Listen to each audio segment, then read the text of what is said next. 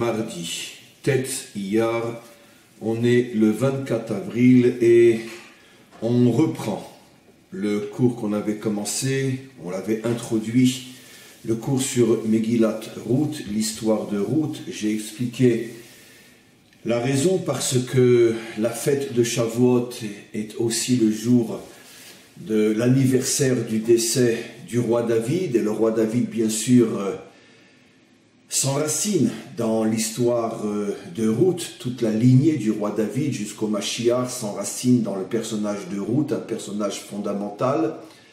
Donc nous allons étudier cette histoire. Bien évidemment, si on devait étudier véritablement en profondeur tout le livre de Ruth, je pense que l'éternité ne suffirait pas, et sincèrement, je suis vraiment sincère. Donc on va simplement et uniquement survoler l'ombre de l'ombre de l'ombre, et vous connaissez la suite de la phrase, mais malgré tout ça nous donnera un petit peu de lumière, un petit peu de profondeur et de messages essentiels sur cette histoire extraordinaire. Alors je ne pense pas que l'on arrivera à terminer le livre de Ruth avant Shavuot, avant la fête du don de la Torah, qui est maintenant dans 3 semaines à peu près, mais c'est pas grave, on continuera après. L'essentiel, c'est de pouvoir survoler l'ensemble de l'histoire, l'ensemble du livre. Comment je vous propose d'avancer? On ne va bien sûr pas pouvoir s'arrêter sur chaque verset, sur chaque mot, parce que alors là, véritablement, l'éternité ne suffira pas. Mais on va lire et on va commenter au fur et à mesure. Certains passages seront simplement lus et traduits et un petit peu commentés. Sur d'autres, on s'arrêtera un peu plus et puis après on fera un point. Finalement, on se jette dans l'eau et on verra comment la mer s'ouvrira. Le cours d'aujourd'hui est consacré à la Refoua Shelema d'Avraham ben Sultana et on commence. Vayi bimei shvot hashoftim, vayi ra'av ba'aretz. Donc l'histoire commence par un rappel. On est encore à l'époque des juges, c'est-à-dire, comme on le sait, je l'ai expliqué dans différents cours, il y a quelque chose d'absolument extraordinaire dans le vrai sens du terme, c'est-à-dire quelque chose qui sort complètement de l'ordinaire. Aucun peuple ne s'est construit comme le peuple juif s'est construit, c'est-à-dire qu'un peuple, dès qu'il s'installe sur la terre qu'il a reçue ou qu'il a conquise, généralement, tous les peuples se sont assis sur des terres conquises. Évidemment, il n'y a qu'aux Juifs qu'on reproche de conquérir une terre, mais enfin, ça, c'est pas grave, c'est pas le sujet. Mais quoi qu'il en soit, la première chose que font les peuples pour justement consolider les structures fondamentales de la nation, c'est donc de décider, donc, de désigner, la capitale et surtout d'installer les institutions gouvernementales et dans le contexte biblique, le roi. Parce que c'est finalement le centre autour duquel tout va graviter. Le peuple juif, qui est un peuple qui fonctionne toujours à contre-courant, le peuple saumon, lui a fait tout le contraire. Il a fonctionné pendant des siècles sans capitale, sans royauté, sans gouvernement que l'on pouvait désigner, que l'on pouvait rencontrer à un endroit précis. C'était des juges. Et donc une fois un juge sortait de tel endroit, de telle tribu, donc automatiquement il exerçait son pouvoir dans la ville, là où il était né, où là il avait décidé de s'installer, mais dans sa tribu généralement. Puis après lui venait un autre juge dans un autre endroit, dans une autre ville, ce qui fait que finalement il n'y avait pas véritablement de pouvoir central, il n'y avait pas véritablement de force gouvernementale, il n'y avait pas de roi, et donc ce qui fait que finalement il y avait une véritable fragilité dans l'exercice du pouvoir, et donc forcément une véritable fragilité dans la puissance de la nation. On a déjà expliqué dans d'autres cours pourquoi les choses fonctionnaient comme ça, mais ce n'est pas le sujet aujourd'hui, en tout cas pas pour l'instant. Et ces leaders étaient appelés des juges. Pourquoi des juges? Ils n'étaient pas des juges dans le sens français du terme, mais ils sont appelés shoftim parce que leur fonction principale était d'établir un minimum de règles sociales fondées sur la justice, fondées sur le droit. Et c'est de cette manière-là qu'ils fonctionnaient. Évidemment, il y avait aussi toute une dimension religieuse, spirituelle, parce que dans le mot shofet, qui veut dire loi, qui veut dire justice, il n'y a pas que la justice horizontale entre les hommes, mais aussi la justice verticale entre Dieu et son peuple. Et donc ils étaient essentiellement chargés de veiller à ce que les lois spirituelles et les lois sociales fonctionnent de la meilleure manière possible à l'intérieur du peuple juif. Malgré tout, le fait que ce n'étaient pas des rois, comme on va le voir, il manquait la dimension essentielle, qui est la dimension de l'unité, puisque dans le concept, dans la vision thoraïque, la véritable définition du roi, c'est l'unificateur, celui qui réunit, celui qui arrive à trouver le point de rencontre, le point d'équilibre entre toutes les différences qui forcément s'expriment à l'intérieur d'un peuple. Cela n'existait pas pendant les siècles où les juges dirigeaient Israël. Ce qui veut dire que c'était vraiment, le pays était vraiment sous la forme d'États-Unis, mais peut-être sans la Maison-Blanche de Washington, c'est-à-dire c'était différents États, 12 États, qui, bon, savaient qu'ils appartenaient au même peuple, mais comme on le voit tout au long de la Bible, finalement, chaque tribu était un État dans le grand Israël et fonctionnait avec une indépendance pratiquement totale, au point que l'on verra, et comme je l'ai souvent mentionné dans différents cours, parfois une tribu était attaquée par un peuple étranger qui se trouvait à la frontière de cette tribu, et les autres tribus ne venaient même pas à sa défense. Il va falloir attendre le premier roi, Shaoul, pour qu'il se mette en colère, justement, lors d'une guerre où une tribu est attaquée, et il voit que les autres tribus ne réagissent pas.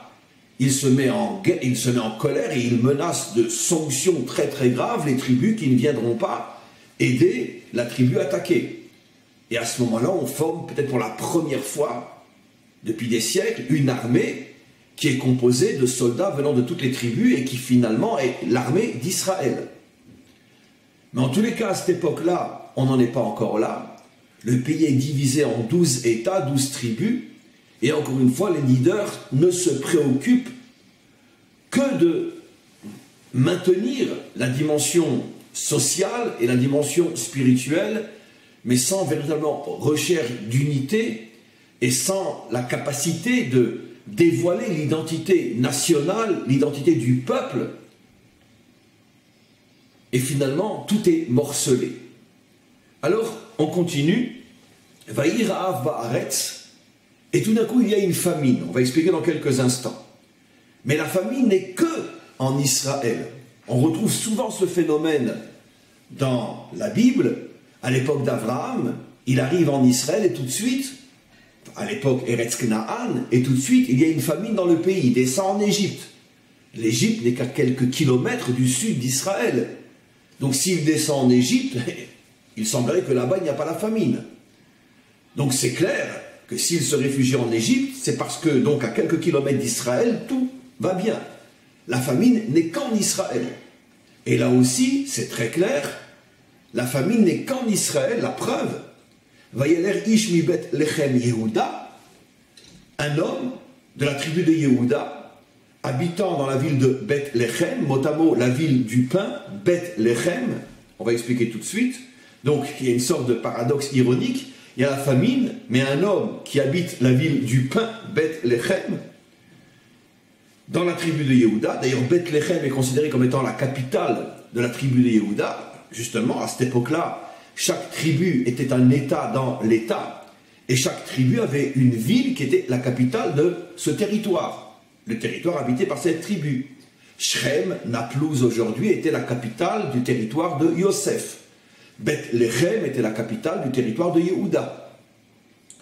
Et donc, qu'est-ce qu'il a fait cet homme-là? Il est parti, il a vu qu'il y avait la famine, il n'y avait plus rien à manger. Il a quitté le pays. La gour, Bisdé Moab. Au lieu de descendre en Égypte, lui, comme il est à Beth-Lechem, plus ou moins au centre du pays. Il va vers l'est, il traverse la frontière. Il n'y a à parcourir que quelques dizaines de kilomètres. Bethléem et Moab. Moab, c'est aujourd'hui la Jordanie. Donc 30, 40, 50 kilomètres vers l'est. Et il s'installe dans le pays de Moab. Là encore une fois, la preuve que la famine n'était qu'en Israël. À quelques kilomètres d'Israël, tout fonctionne bien. Donc c'est clair qu'il y a un signe. Pourquoi ça fait cette famine? Juste en Israël, et à chaque fois c'est le même problème dans la Bible. Maintenant on continue. La gour bisde Moab, uve ishto, lui, sa femme, ushne banav, et ses deux enfants. Veshema ish, comment s'appelle cet homme-là? Elimelech. Elimelech, mot à mot traduction, Elimelech, Dieu est mon roi. Eli, mon Dieu, Meler est roi. Mon Dieu est roi. Mon Dieu est mon roi, ou mon Dieu, mot à mot, mon Dieu, Eli est roi. Meler. Veshem Ishto, le nom de sa femme, Naomi, pardon. Naomi, traduction, ce nom a un sens, ça veut dire douceur, mais dans le sens quelque chose de très très très très doux, Noam. On voit souvent dans les psaumes que le roi David parle d'Hachem et il lui demande: donne-moi ton Noam, donne-moi la douceur de ta lumière, la douceur de ta sainteté. C'est une douceur très profonde. Ce n'est pas une douceur dans le sens physique du terme, mais une caresse, mais un sentiment de bien-être extraordinaire. Donc le mari, vous comprenez déjà le code et les décodages, le mari proclame que Dieu est roi, et son épouse porte le nom du bien-être absolu.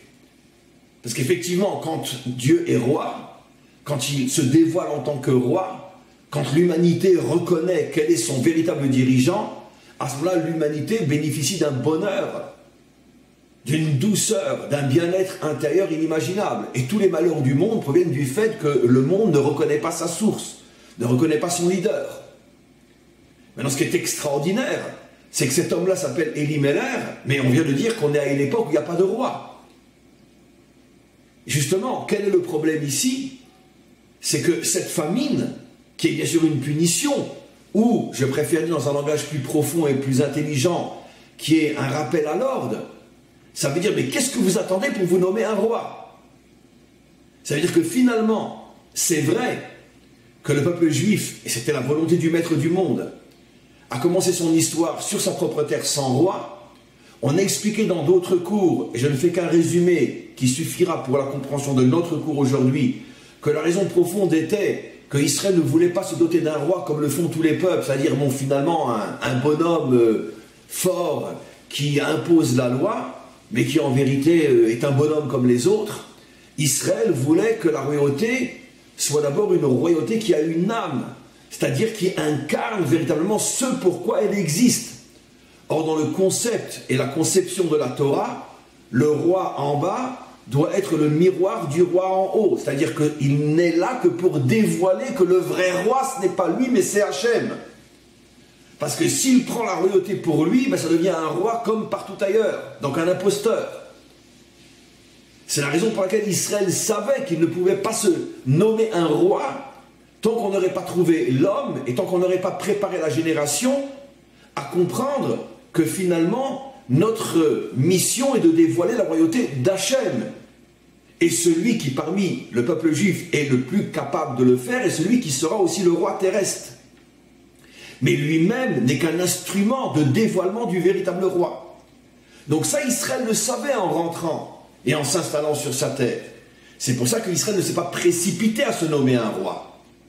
Mais d'un autre côté, comme je l'explique souvent, la nature humaine, finalement, s'installe dans l'habitude et oublie, finalement, le projet. Comme l'image donnée par nos maîtres de quelqu'un à qui on a demandé de se rendre à un certain endroit, et le chemin qui l'amène à cet endroit est un chemin magnifique, avec des paysages somptueux. Et donc, finalement, en commençant à se diriger vers le but de sa mission, il commence à regarder à droite, à gauche. Waouh, qu'est-ce que c'est beau! Waouh, j'aurais bien envie de vivre là. Waouh! Et puis finalement, il oublie complètement sa mission, puis il s'installe dans une prairie somptueuse, magnifique, avec un paysage extraordinaire, et il oublie complètement sa mission. Et tout d'un coup vient celui qui lui a confié sa mission, et il lui tombe dessus, il se met en colère, il dit mais ça va pas, non? Tu t'arrêtes en chemin. Un petit peu d'une certaine manière ce qu'a fait notre peuple jusqu'à aujourd'hui.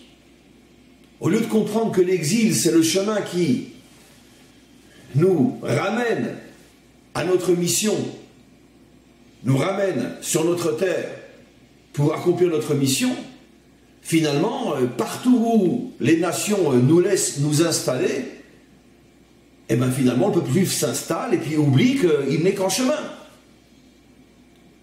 Jusqu'au moment où Hachem se met en colère et il détruit les communautés.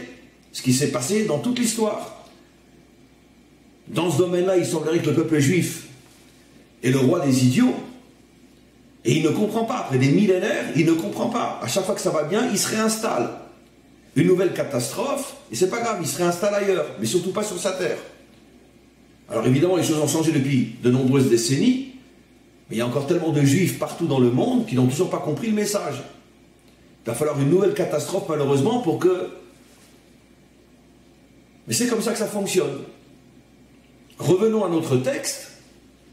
C'est vrai qu'au départ, il ne fallait pas se précipiter à se doter d'un roi, mais avec le temps, finalement, Israël a oublié que le but final était de se préparer à la véritable royauté qui permet le dévoilement de la royauté d'Hachem, et on s'est installé dans un système, finalement, où bon, on peut très bien vivre sans roi. Mais le problème, c'est que si tu vis sans roi en bas, tu vis aussi sans roi en haut. Parce qu'il n'y a que le roi en bas, le vrai roi, comme le roi David, qui peut dévoiler le roi en haut. Donc, le vrai projet, la vraie mission, tu ne peux pas l'accomplir. Et donc c'est pour ça qu'il y a une famine. Quel est le lien entre la famine et le fait qu'on ne dévoile pas Hachem comme roi? Le lien est fabuleux, d'une profondeur tellement inimaginable qu'il me faudrait des milliards d'années pour l'expliquer. Mais résumé au niveau de l'ombre, on sait très bien que le monde fonctionne, le monde relié à Hachem fonctionne selon le principe de Mida Keneged Mida, mesure pour mesure. Ça veut dire que je vais vous faire quelque chose qui correspond exactement au problème que vous avez créé, et ma réaction va peut-être vous permettre de comprendre où est le problème, parce que malheureusement on vit dans des problèmes et on ne se rend même pas compte qu'on a un problème. Alors tout d'un coup vient un coup qui est censé ressembler à notre problème pour qu'on puisse comprendre qu'on a un problème. Si on a un minimum de sagesse pour comprendre que ce n'est pas par hasard. Alors comme le roi, entre autres, est celui qui assure la construction économique, matérielle du peuple, puisque c'est sa principale mission, extérieure bien évidemment, mais comme tout, il y a un corps, il y a une âme. L'âme du roi, c'est de dévoiler que la véritable royauté, c'est celle d'Hachem. Mais l'extériorité, le corps du roi, c'est de se préoccuper de la construction matérielle du peuple. Politique, social, économique, militaire. C'est ça le roi, dans le sens de dirigeant. Et tout commence par le pain, parce que s'il n'y a rien à manger, il n'y a rien. L'argent, c'est le nerf de la guerre. Dans tous les domaines, de toutes les guerres qu'on doit mener, la guerre politique, sociale, économique, militaire, s'il n'y a pas d'argent, il n'y a rien. C'est la raison pour laquelle en hébreu, c'est fabuleux. En hébreu biblique, l'argent se dit damim comme le sang. Pour dire que finalement, de la même manière qu'on ne peut pas vivre sans sang, sans argent, il n'y a pas d'énergie, il n'y a rien. Et donc, le principal travail extérieur du roi, c'est de doter son peuple d'une puissance économique qui va lui permettre de construire dans tous les autres domaines. La famine, c'est tout le contraire. Donc on comprend très bien la punition ici. Vous ne vous préoccupez pas de votre véritable mission qui est de me dévoiler, moi, maître du monde, en tant que roi du monde, puisque finalement vous êtes installé dans une situation où vous vivez sans roi et ça ne vous dérange pas. Donc moi je reste en haut et je m'ennuie. J'aimerais bien être en bas et être reconnu de tous. Et bien puisque vous ne faites pas votre travail de vous doter d'un roi, eh bien je vais vous priver de ce que le roi est censé vous donner. à manger. Et donc la famine, il y a une explication très simple. Bien sûr, qui demande un minimum de clés, mais explication très simple. Donc il y a la famine. Comme par hasard, se lève un homme de la tribu de Yehuda, la tribu des rois, comme par hasard.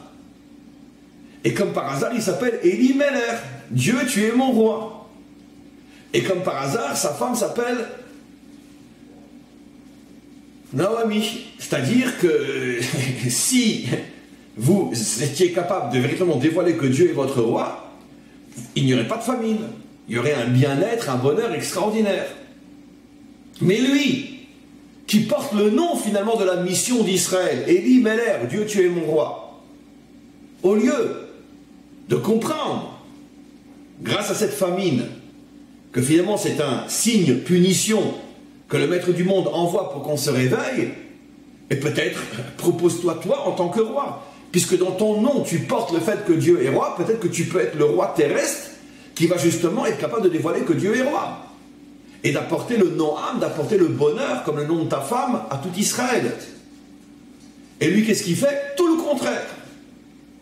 Au lieu de comprendre le message et de réagir positivement, il s'en va. Trahison, lâcheté, comme disent nos maîtres. Au lieu de rester avec son peuple pour l'aider à s'en sortir, il s'en va. Sauf qu'il peut, après moi, le déluge. C'était un vrai fils de Noé. Après moi, le déluge. Il s'en fout, royalement. Nos maîtres lui tombent dessus, tous les commentaires. Comment ose-t-il faire une chose pareille, alors que tu as le potentiel de sauver Israël, puisque dans ton nom, il y a la solution du problème, dévoile que Dieu est roi, puisque tu t'appelles Elimelech, mon Dieu est roi, reste avec ton peuple, et dévoilons ensemble la royauté. Qu'est-ce qu'il fait? Il s'en va. Alors, cette attitude de trahison, de lâcheté, d'irresponsabilité totale, est véritablement le signe de ce que, justement, a amené cette absence de roi, qui, comme je l'ai expliqué tout à l'heure, l'un des devoirs essentiels du roi est d'unir le peuple, c'est-à-dire, dans le sens profond du terme, faire prendre conscience à chacun de sa responsabilité en tant que membre d'une nation, de mettre fin à l'individualisme, au chacun pour soi, au sauf qui peut, puisque l'identité nationale et la prise de conscience et le sens des responsabilités, que je ne vis pas que pour moi, mais je suis une partie d'un grand tout, que je dois renforcer, je ne peux pas m'occuper que de moi.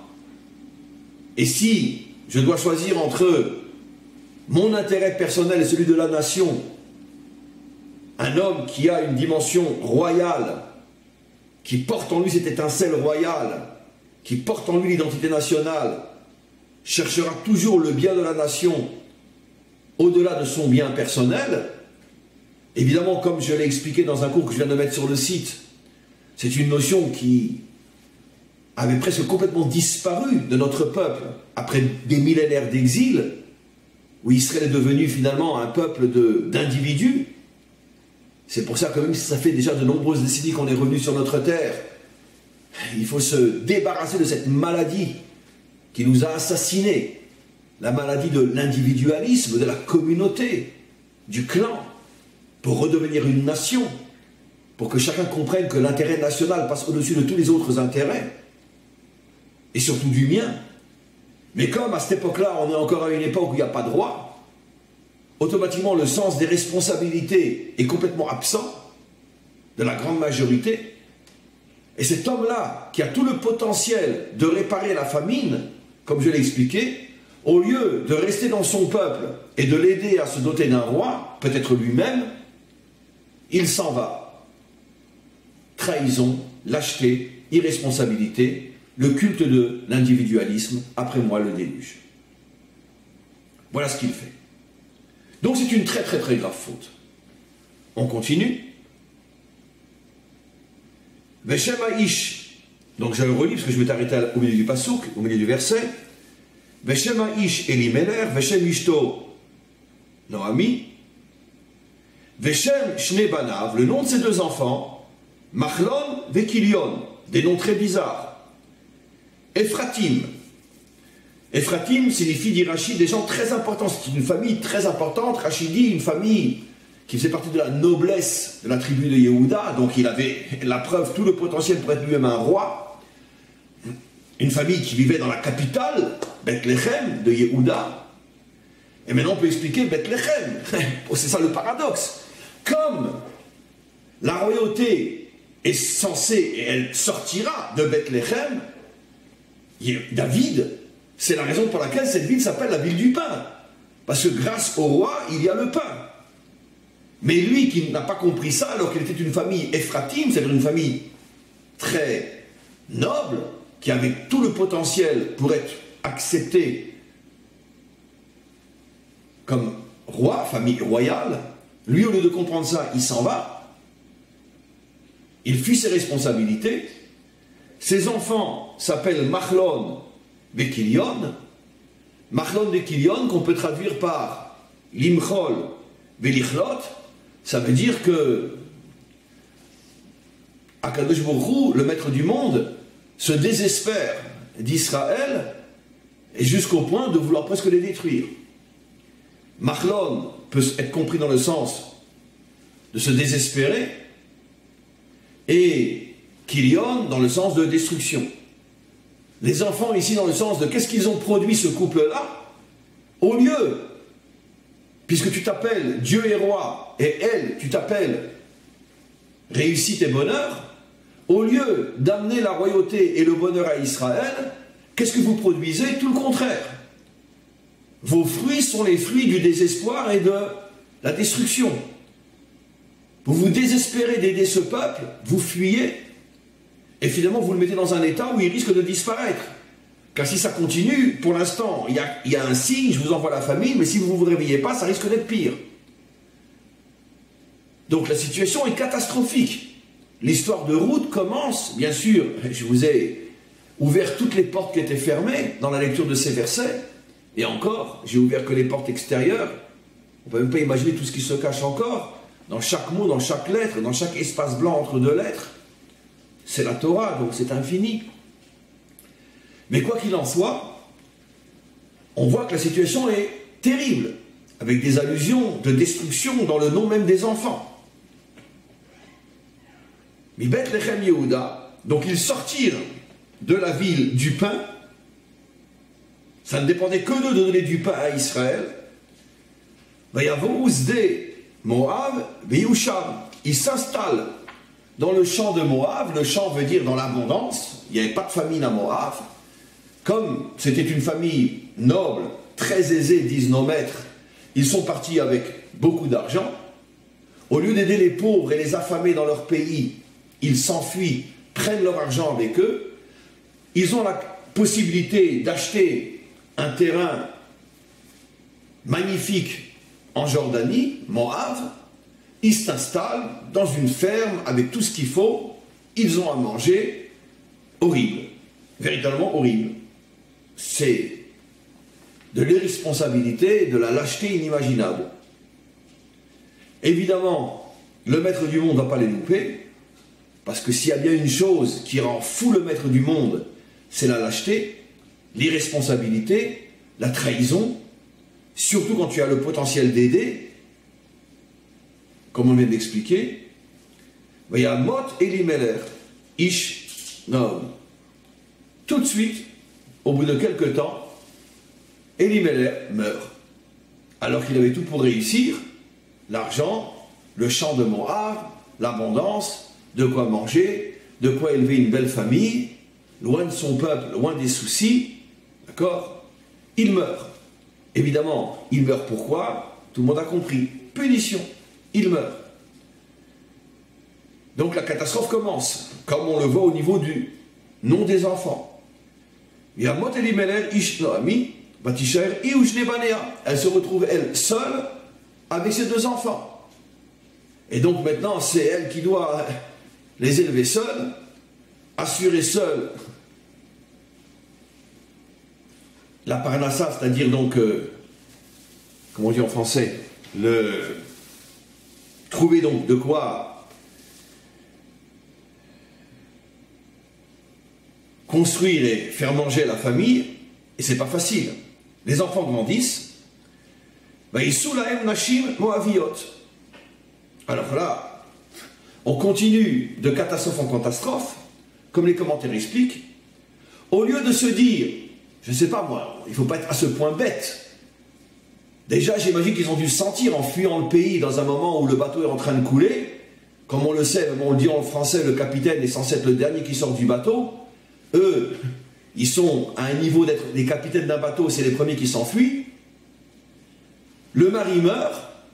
Au lieu de comprendre le message et de revenir en Israël tout de suite, normalement, qui ne comprend pas ce qui vient de se passer, reviens en Israël, reviens vivre au milieu de ton peuple. Non. Elle, qui va pourtant devenir, d'une certaine manière, la matrice du Mashiach, puisque finalement, c'est grâce à elle que va venir Ruth, qu'elle va se convertir. De Ruth va sortir la lignée messianique. Naomi, il y est pour quelque chose, comme on va le voir. Mais pour l'instant, elle est dans un état catastrophique, sur le plan moral, sur le plan national, sur le plan d'identité nationale, sur le plan spirituel. Au lieu de comprendre, après la mort de son mari, qu'elle a été punie, qu'il faut revenir en Israël, elle continue à descendre dans le gouffre de la fuite et de l'irresponsabilité. Qu'est-ce qu'elle fait? Elle marie ses 2 fils avec 2 Moaviotes, avec 2 non-juives. Comme le disent tous nos commentaires, bien évidemment, elle ne les convertit pas. Là où elle est, il n'y a pas de tribunal, il n'y a pas de possibilité de conversion. Et donc, il n'y a pas de juives non plus là-bas. Puisqu'ils sont seuls dans un pays de non-juifs. Et donc les enfants grandissent, ils ont besoin de fonder une famille. Qu'est-ce qu'elle fait? Au lieu de se rappeler qu'elles sont jolies les filles de son pays, non, elle trouve que les filles d'un autre pays sont plus jolies encore, et finalement, ses 2 fils se marient avec des non-juives. Elle semble ne rien comprendre. C'est à se taper la tête contre un mur, de se dire, mais c'est pas possible, mais elle est folle cette femme. Elle veut la mort de ses enfants aussi. La mort de son mari ne suffit pas. Elle ose faire quelque chose qui en soi est une très très très très très grave faute. Marier ses enfants à 2 non-juives, à plus forte raison dans le contexte de la fuite, de la lâcheté, de la trahison. C'est-à-dire que tu continues à fuir ton identité de juive, tu continues à fuir ta nation, tu veux vraiment sceller le fait que tu es devenue une non-juive. C'est un acte de trahison inimaginable. C'est fou, mais qu'est-ce qui se passe? Mais on parle pourtant d'une femme inimaginable. Celle qui va être la belle-mère de la matrice de la lignée messianique. Mais qu'est-ce qui se passe? On continue. Ces 2 enfants sont mariés par la mère avec 2 non-juives, Moaviot. Shem Achat Orpa. L'une s'appelle Orpa. Veshem Hashenit Ruth, la deuxième s'appelle Ruth. D'après notre tradition, Ruth est la fille du roi de Moab. À cette époque-là, il s'appelle Eglon. La fille du roi de Moab, Eglon. Quel rapport? C'est une famille très riche, une famille noble, sans doute qui était connue du roi de Moab. Et donc, quand elle propose son fils à la fille du roi de Moab, le roi de Moab n'a pas de problème. Surtout qu'elle ne demande pas la conversion. Et donc, le fils, Machlon, se marie avec la fille du roi de Moab. Maintenant, ce qui se cache derrière, c'est le pire du pire. Parce que finalement, en mariant ton fils à la fille du roi de Moab, c'est comme si tu adhérais à l'identité moabite. Puisque le roi de Moab représente la nation de Moab. Ce n'est pas simplement un simple paysan de Moab qui ne représente que lui-même et sa famille. C'est le roi de Moab. Donc la fille du roi de Moab, c'est l'identité moabite. Donc c'est comme si tu adhérais complètement à une nouvelle nationalité. Mais qu'est-ce qui te prend? Mais qu'est-ce qui t'arrive? Comment c'est possible d'aller si loin dans la trahison? On continue.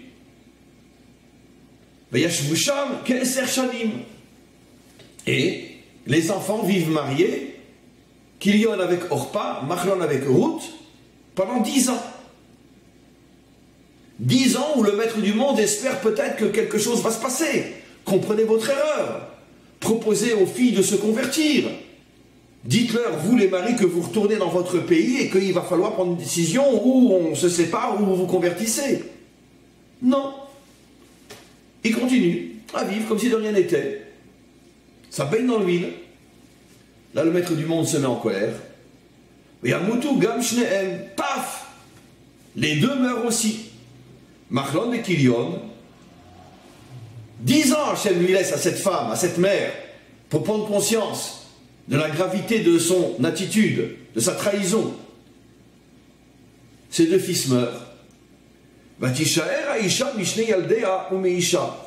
Elle reste seule après avoir perdu son mari et ses deux enfants en 10 ans. Catastrophe. Elle est venue avec une famille, elle se retrouve sans rien. À ce moment-là, Vatakom I Vekalotea, Vateshev Misde Moab. À ce moment-là, elle commence à se réveiller, à se dire, attends, peut-être que tout ce qui m'arrive, c'est une punition pour tout ce qu'on a fait depuis le départ, mon mari, moi, mes enfants, on abandonne notre peuple, on adhère à une identité qui n'est pas la nôtre, je marie mes enfants à des non-juives, j'adhère complètement à l'identité moabite, peut-être que toutes ces catastrophes-là sont là pour me faire prendre conscience que j'ai fauté. Bon, moi, personnellement, j'ai une question. Tu avais besoin de tout ça pour comprendre que tu as fauté? Pour l'instant, je ne pose que des questions, je ne réponds pas. Mais je vous mets en évidence, j'essaie de vous faire vivre l'incroyable secret, mystère de cette histoire. Parce que si on lit les versets comme ça, on ne comprend rien. Mais qu'est-ce qui se passe? Tu as besoin d'enterrer toute ta famille pour comprendre ce que tu es en train de faire. Vous me direz, je reviens à mon équivalence dans l'histoire d'Israël. Partout où Israël va, pendant des siècles et des millénaires, il s'installe et ça baigne dans l'huile. Tout d'un coup arrivent les catastrophes, les massacres, les pogroms, tout est détruit, tout est transformé en ruine. Mais Israël continue à ne pas comprendre. C'est pas grave, on nous a détruit notre ville ici, bon, on va s'installer dans un autre pays, on va construire une nouvelle ville. Allez. Des milliers et des milliers et des milliers de juifs qui ont survécu au pogrom et au massacre en Pologne, en Russie, peu importe où, en Europe de l'Est, ben, ils sont partis s'installer en Amérique. Et puis là-bas, ça baigne dans l'huile. C'est florissant comme le champ de Moab. Heureux comme un juif en exil. T'as rien compris. T'attends quoi? Une nouvelle catastrophe? Pour que tu comprennes que la seule destinée possible pour un juif, c'est Jérusalem? T'attends quoi? Mais c'est fou quand on voit après des millénaires qu'à chaque fois c'est le même schéma qui se reproduit. C'est une roue qui tourne. Elle ne cesse de tourner. Quand tu es en haut, ça tourne et tu vas être écrasé en bas. Toutes les communautés juives dans le monde entier finiront par disparaître toutes dans des conditions catastrophiques. On a des millénaires d'histoire qui le prouvent. Mais non, c'est pas grave. On est si bien dans le 16e, on est si bien à Neuilly, on est si bien à Manhattan, on est si bien à Miami, on est si bien à Los Angeles, on est si bien à Anvers. Parce que pour l'instant, tu es sur le haut de la roue, mais la roue, elle va tourner, tu vas te retrouver en bas, écrasé. Mais c'est pas grave. On n'apprend rien de l'histoire. Eh bien, il ne faut pas s'étonner de ce qui se passe avec cette femme-là. Elle perd un mari, elle perd 2 fils. C'est seulement après, quand il ne lui reste plus rien, qu'elle comprend. Bon, ben alors partons à Jérusalem. Mais l'histoire de cette femme-là, c'est l'histoire du peuple juif. C'est ça le message. Il faut que tu perdes tout pour que tu comprennes que ta seule place, c'est dans ton peuple, sur ta terre. Seulement à ce moment-là, tu vas comprendre. Mais il est fou, ce peuple. Ben oui, il est fou. Il est dingue. Complètement fou. Complètement fou. Il n'y a pas de réponse. Il n'y a pas de réponse. L'histoire de cette famille est le microcosme de l'histoire du peuple juif. Il n'y a que quand il a tout perdu qu'il comprend que sa seule place est sur sa terre. C'est comme ça que ça fonctionne. C'est incroyable, mais vrai. C'est stupéfiant, inacceptable, mais c'est comme ça. Et donc, qu'est-ce qui se passe? Vatakom Yves et Kalotea, tout d'un coup, elle se réveille, elle se lève, elle et ses belles-filles. Vatachov Misde Moab, elle décide de quitter le champ de Moab, c'est-à-dire donc les pâturages somptueux des Los Angeles, Miami, Manhattan, et tous les autres pâturages magnifiques dans lesquels le peuple juif s'engraisse partout dans le monde, sauf sur sa terre. Kishama Besde Moab, qui pakad Hashem et Amo la tête laem lechem. Parce qu'elle a entendu que la famine avait cessé dans son pays et qu'il y avait à nouveau du pain. Là aussi, l'ironie est à mourir de rire et à mourir de honte. Ça veut dire qu'elle prend conscience qu'il faut rentrer dans son pays, pas parce qu'elle vient de perdre son mari et ses 2 enfants, parce que finalement, la famine a pris fin. La famine a pris fin. Il n'y a plus de famine. Donc il y a à nouveau du pain. Ça veut dire que si la famine était toujours en Israël, même après cette punition terrible qui lui est arrivée, apparemment elle ne serait pas encore rentrée. Ça veut dire que c'est fou ce que le texte met en évidence. Et surtout quand on se rappelle qu'il s'agit de la Bible, donc d'histoire qui symbolise toute l'histoire du peuple juif, et aussi de l'humanité d'une certaine manière, à un sens plus large. C'est des histoires microscopiques qui portent en elles le message du macro. Ça veut dire d'un côté elle prend conscience qu'il vaudrait mieux rentrer, mais d'un autre côté elle dit il y a de quoi manger là-bas. Parce que s'il n'y a pas de quoi manger, je préfère rester à Moab. Mais attends, tu veux partir toi aussi? Ton mari, tes enfants, tu vas être la prochaine? Bah écoute, mieux vaut mourir avec le ventre plein que vivre avec le ventre vide. Voilà. Et c'est d'une certaine manière ce que se dit Israël partout dans le monde jusqu'à aujourd'hui. C'est vrai, on sait qu'on risque à nouveau d'être exterminé partout où on est, mais d'un autre côté, pour l'instant, on a le ventre plein. Mais venir en Israël, c'est pas forcément facile. Est-ce qu'on arrivera à trouver un travail, à manger, et surtout manger aussi bien que dans le 16e aujourd'hui? C'est pas évident, c'est vrai, j'avoue, c'est pas évident. Et bien, quel choix tu fais? Ben, je préfère être en danger, mais avec le ventre plein, que être plus en sécurité avec le ventre plus vide, ou vide. C'est le choix d'Israël. Ben, la Torah a le courage de nous dire que c'est malheureusement aussi ce que cette femme pense et fait. Tant qu'elle n'a pas entendu qu'il y a du pain en Israël, elle est prête à prendre le risque d'être la prochaine sur la liste et de disparaître elle aussi après son mari et ses enfants. C'est de la folie cette histoire. C'est vraiment toute l'histoire d'Israël. Un peuple de dingue. Absolument. Minamakom, elle sort du pays, Asher Haïta Shama, où elle était, où Shte Kalotea Ima, mais ces 2 belles-filles la suivent, et elle prend enfin le chemin pour revenir sur sa terre. On va arrêter là le cours d'aujourd'hui, un cours extraordinaire, merci au maître du monde. Bon, c'est évident qu'au rythme où on lit, on en a pour pas mal de temps, mais c'est tellement passionnant cette histoire-là, qu'évidemment, on continuera après Shavuot. Comme vous le savez, pour l'instant, le mardi, je dois arrêter le cours un peu plus tôt, parce que j'ai un cours tout de suite après, dans une demi-heure, en hébreu, et pas à Jérusalem, donc il faut que je me déplace.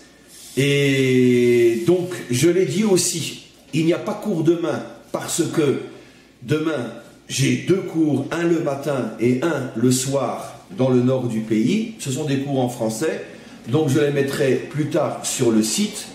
Donc, pas cours demain matin, mais de toute façon, il y a déjà tellement de quoi faire avec tous les cours qui ont été donnés cette semaine et qui sont sur le site, que je ne suis absolument pas inquiet. À tous et à toutes, une très très très bonne journée.